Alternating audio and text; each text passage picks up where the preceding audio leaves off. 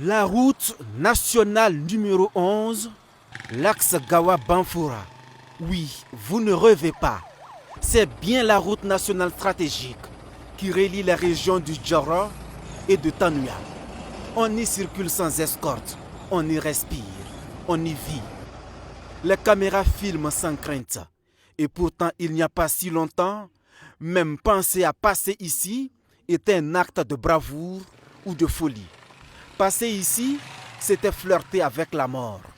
La circulation a repris, la vie aussi. Des groupes armés semaient la terreur sur cet axe. La commune de Wo, l'Oropénie, des dizaines de villages plongés dans l'ombre, coupés du reste du pays. L'État n'existait plus.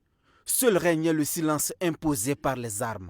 Mais les forces du mal ont oublié un détail essentiel. Le Burkina Faso n'a jamais été un pays qui se rend. Le Burkina Faso est le pays des hommes intègres. Ce n'est pas un slogan creux pour faire juste joli. C'est une identité, une âme et un peuple. Ici, les populations n'ont jamais baissé les bras, même étant loin de leur terre. Les forces de défense et de sécurité ont mené la contre-offensive farouche.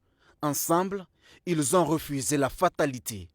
Mafarma, nom d'emprunt, avait fui Wo. Réfugiée à Bobo et ailleurs, elle avait tout laissé derrière elle. Aujourd'hui, elle est de retour. La pâte de farine frémit dans l'huile chaude à nouveau. Et à chaque beignet qui chante dans la poêle, c'est une victoire tranquille. Un message clair pour ceux qui la croyaient effacée. Une réponse à ceux qui pensaient qu'elle ne reviendrait jamais. Nous rendons grâce vraiment. Les FDS et VDP sont à la tâche. On dit merci à Ibrahim Traoré. Et elle n'est pas seule. Drissa Ouedraogo aussi a retrouvé son village après plus d'1 an et demi d'exil. Sa boutique est rouverte. Les clients reviennent timidement. Mais pour lui, l'essentiel est ailleurs. La paix, la dignité retrouvée. Notre commune était en difficulté, mais maintenant ça va. On respire. Plus loin, les anciens, les jeunes, les femmes, les VDP, tous se sont réunis. Ils célèbrent leur retour plus d'1 an après. Leur attachement à cette terre, leur engagement à ne plus jamais fuir. Soit nous leur donnons notre commune, soit nous récupérons notre commune. C'est à base de ça, on s'est associés ensemble et faire nos combats. Et ce n'est pas que les commerces qui reprennent vie.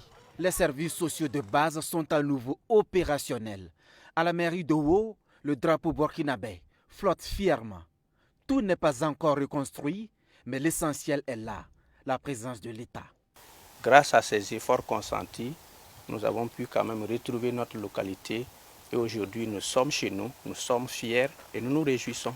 Et cette belle dynamique s'étend, toujours sur cet axe stratégique entre les régions du Djoro et de Tanuya, une localité ruinée de ses cendres, Lokoso, commune de l'Oropénie.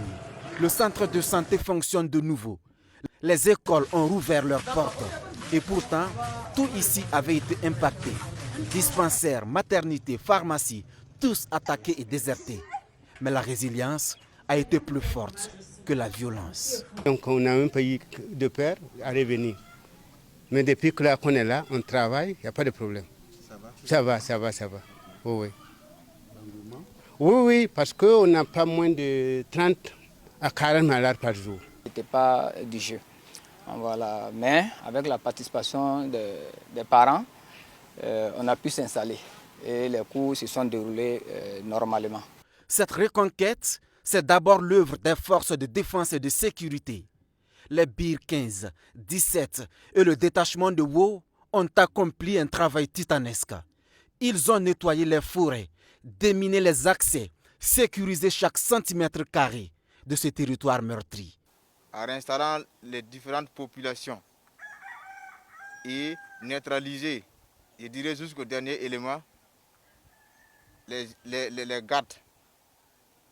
Donc à ce jour, nous pouvons en tout cas dire sans risque de nous tromper qu'à ce jour, la population vive dans la paix et la tranquillité. Il y a eu une opération, l'opération phare qui a permis de reconquérir ces communes, toutes ces communes et ces villages.